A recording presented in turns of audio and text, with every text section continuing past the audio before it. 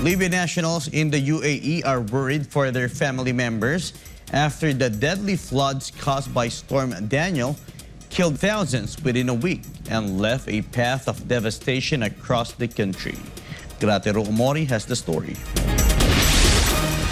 An Emirati-based telecommunications company offered free calls from UAE networks to Libya as an act of solidarity towards their customers, colleagues, and loved ones affected by the devastating floods. UAE's telecommunication giant EN announced that its UAE-based customers who are Libyan nationals will receive 30 free international minutes to call for a week until September 20. Additionally, all its roaming customers based in Libya will benefit from unlimited outgoing minutes and 30 incoming minutes for 6 days.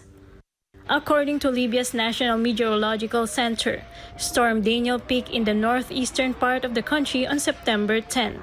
The death toll from the floods has now surpassed 8,000 as the numbers continue rising. As many as 10,000 people are still missing. The port city of Derna, home to 100,000 people, was hit the hardest. The catastrophic floods happened around the same time that a rare and powerful earthquake hit Morocco, which claimed the lives of nearly 3,000 people. Libya, an oil-rich country in North Africa, is still recovering from years of war and chaos since the death of its former ruler Muammar Gaddafi in 2011. The long-term conflict divided the country under two ruling powers. The UAE was among the first countries to respond to the deadly floods by sending urgent aid and deploying search and rescue teams hours after the disaster struck the North African nation. Reporting from Dubai, this has been Grateru Omori, SMNA News, United Arab Emirates. Countries in the Middle East and North Africa or MENA region that are dependent on fossil fuels require 20 times greater capacity to transition to renewable energy, as revealed by an international study. Melchizedek Cadiz reports. Assalamualaikum. A report released by Global Energy Monitor called on countries in the MENA region, including Kuwait, to transition of renewable energy and acknowledge the steps taken by some of these countries in reducing their dependence on fossil fuels. According to the report, the capacity of renewable energy sources in the MENA region, particularly in wind and solar energy, has increased to 57% since May 2022. Moreover, there are plans of an additional 9 gigawatts of renewable energy to be ready for use by the end of 2024. The promising indicators of transformation show the significant efforts made by the countries in the MENA region to transition to renewable energy. However, the report also highlights the countries like Iraq, Kuwait, Libya, Oman, Qatar, and Saudi Arabia, Arab countries highly dependent on fossil fuels and among the world's major oil exporters, may face significant economic challenges if the global push forward renewable energy transition continues. The study indicates that the region needs a 20-fold increase in renewable energy sources to replace its current gas-based power generation fully. Based on the latest assessment, the UAE, Oman, and Morocco emerge as potential leaders in renewable energy within the MENA region.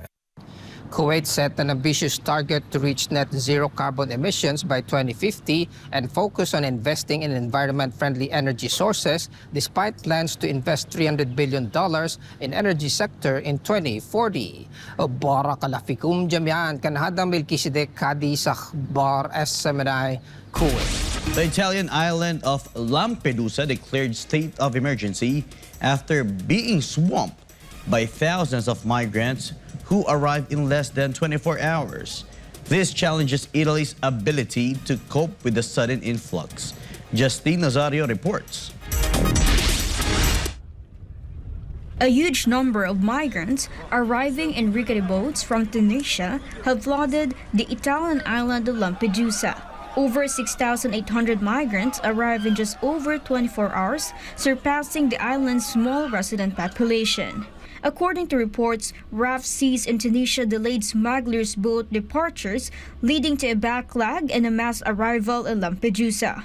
To manage the situation, Italian authorities arranged for the transfer of migrants to Sicily or Calabria on the Italian mainland using commercial ferries and Coast Guard vessels. Francesca Basil, a spokesperson for the Italian Red Cross on Lampedusa, highlighted the immense effort being made to provide basic services to the 6,000 migrants currently housed on the island. In response to this crisis, France and Germany have announced plans to reject migrants arriving by sea on Italian shores, contrary to European Union asylum system rules. Typically, these migrants continue their journey northward in search of jobs or family reunification in other European countries. Italy's Interior Ministry reported over 120,000 sea arrivals this year, including 11,000 unaccompanied minors, with many continuing their journey to the north by foot, bus, or train.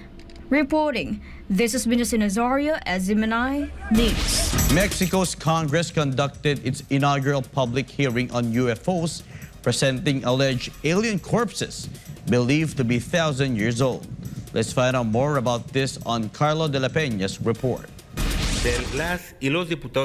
Mexico's Congress recently hosted a public hearing on unidentified flying objects, or UFOs.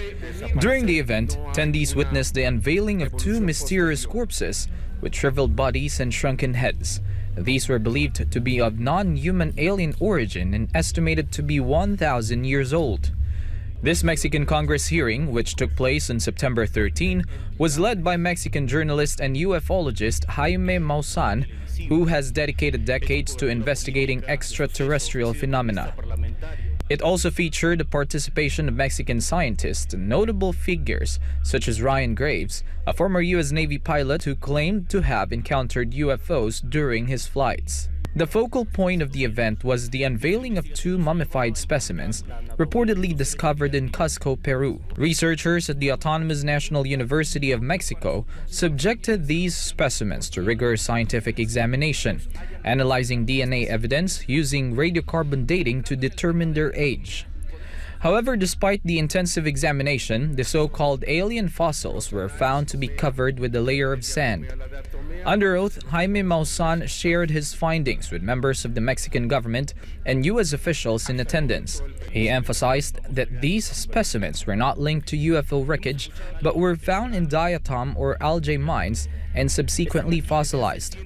According to Maussan, this suggests that these beings may not be connected to terrestrial evolution. During the event, Professor Abraham Avilob, director of the Harvard Astronomy Department and known for his work on the Umama theory, addressed the audience via video call. He urged the Mexican government to allow national scientists to conduct further studies on the possibility of alien existence. Reporting, this has been Carlo de la Peña, SMNI News.